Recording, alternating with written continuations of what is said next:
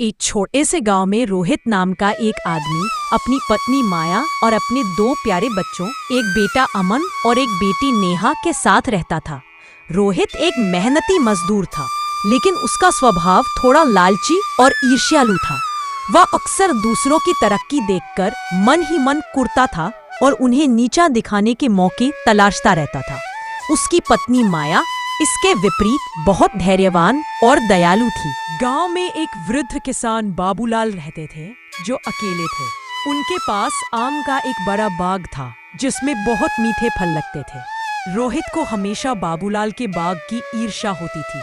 कमाल है, बाबूलाल का बाग हर साल और फलने लगता है।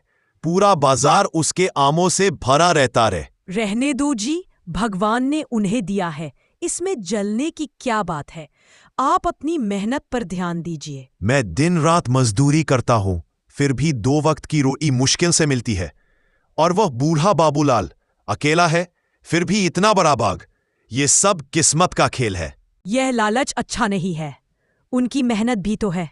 संतोष रखिए, सब ठीक होगा। मेरा बस चले तो मैं उसका पूरा बाग उजाड़ दूं। ऐसी बातें मत कहिए।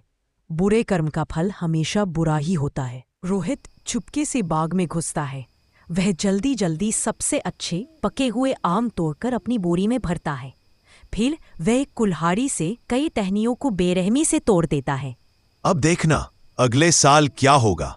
बाबूलाल को पता चलेगा ईर्ष्या क्या होती है। वह टूटी टहनियों को देखकर हंसता है और आम लेकर भाग जाता है। कुछ देर बाद रोहित घर पहुंचता है। माया आवाज सुनकर उठ जाती है। अरे, इतनी रात को कहां से आ रहे हो? और ये बोरी में क्या है? चुप रहो, शोर मत करो। आज मालिक ने मजदूरी के बदले ये सबसे बढ़िया आम दिए हैं। जाओ, बच्चों को कल सुबह खाने को देना। में इतनी रात को मुझे ये झूठ लग रहा है। रोहित, ज्यादा सवाल मत करो, सो जाओ। माया चुपचाप आम रख देती है, लेकिन उसके मन में डर बैठ जाता है। कुछ हफ्तों बाद रोहित की नौकरी चली गई है और उसका बेटा अमन बीमार है। घर में गरीबी और निराशा है। ये क्या हो रहा है? एक तरफ काम छूटा, दूसरी तरफ अमन की बीमारी। डॉक्टर ने कहा है इलाज महंगा होगा। हमारे पास पैसे कहाँ हैं? सब कुछ एक साथ बिगड़ गया। मुझे डर लग रहा है रोहित। क्या कह रही हो? मुझे लगता है ये उसी बुरे कर्म का फल है।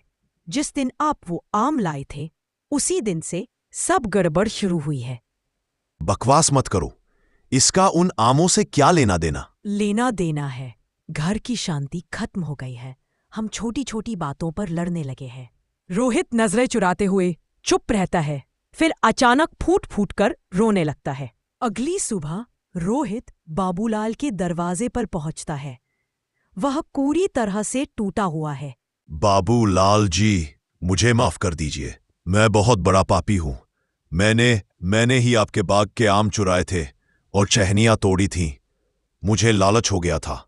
मुझे पता था जिसने भी ये बुरा किया होगा, प्रकृति उसे उसकी गलती का एहसास जरूर करवाएगी। मेरे बेटे अमन की तबीयत खराब है, मेरी नौकरी चली गई, सब कुछ खत्म हो गया।